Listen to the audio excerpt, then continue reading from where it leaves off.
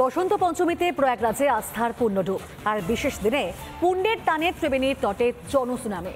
সোমবার সকাল থেকে ভক্তদের স্নান চোখে পড়ল। 29শে জানুয়ারি দুর্ঘটনার পর থেকে অতি সতর্ক থাকে প্রশাসন আর জিরো এরারের নির্দেশ দেয় মুখ্যমন্ত্রী যোগী আদিত্যনাথ।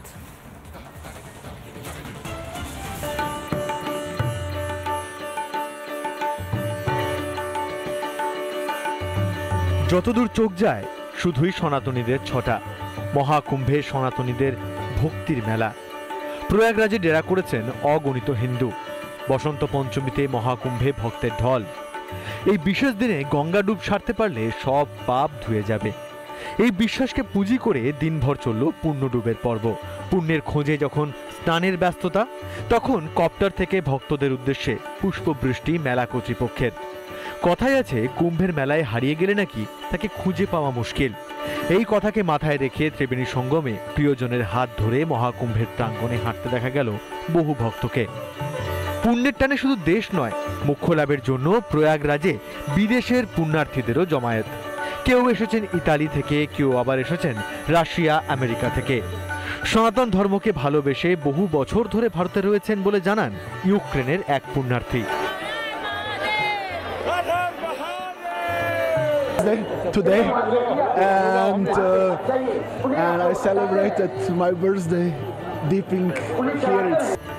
প্রয়াগরাজে দেখা গেল ভারতীয় ও ইসরায়েলি সঙ্গীতের মিশেল। ভারতীয় ও ইসরায়েলি সঙ্গীত শিল্পীদের নিয়ে বিশেষ অনুষ্ঠানের আয়োজন। কনসার্টের প্রশংসায় পঞ্চমুখ আমেরিকার এক পুণ্যার্থী।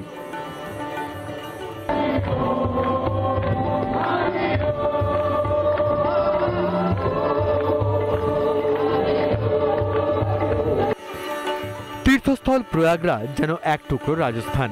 প্রয়াগরাজে গঙ্গার চরে দেখা গেল উটের। মরুভূমির জাহাজকে দেখতে পেয়ে উটের সাওয়ার বহু পুণ্যার্থী। অন্যদিকে মৌনী অমাবস্যার রাতের দুর্ঘটনার পর আরও সতর্ক রাজ্য সরকার। মেলা প্রাঙ্গণে নজরদারিতে ঘোড়ায় সাওয়ার হয়ে সরেজমিনে পরিস্থিতি দেখলেন ডিআইজি বৈভব কৃষ্ণ। পাশাপাশি হেলিকপ্টার থেকে আকাশপথেও চলছে নজরদারি। ওয়ার রুম থেকে গোটা পরিস্থিতির ওপর নজরদারি মুখ্যমন্ত্রী যোগী আদিত্যনাথের। মঙ্গলবার পর্যন্ত সমস্ত ভিআইপি পাস বাতিলের সিদ্ধান্ত রাজ্যের। সঙ্গম তীরবর্তী এলাকায় বাইক নিয়ে প্রবেশও নিষেধাজ্ঞা জারি। সমস্ত রাস্তাকে দুটি ভাগে ভাগ করা হয়েছে। মঙ্গলবার ফের প্রয়াগরাজে যাচ্ছেন যোগী আদিত্যনাথ। রিপাবলিক বাংলা। নানা ধরনের কন্টেন্ট দেখার জন্য লাইক করুন, শেয়ার করুন আমাদের ফেসবুক পেজ, সাবস্ক্রাইব করুন আমাদের ইউটিউব চ্যানেল। পাশাপাশি অন্যান্য ব্রেকিং নিউজের জন্য অবশ্যই চোখ রাখুন রিপাবলিক বাংলায়।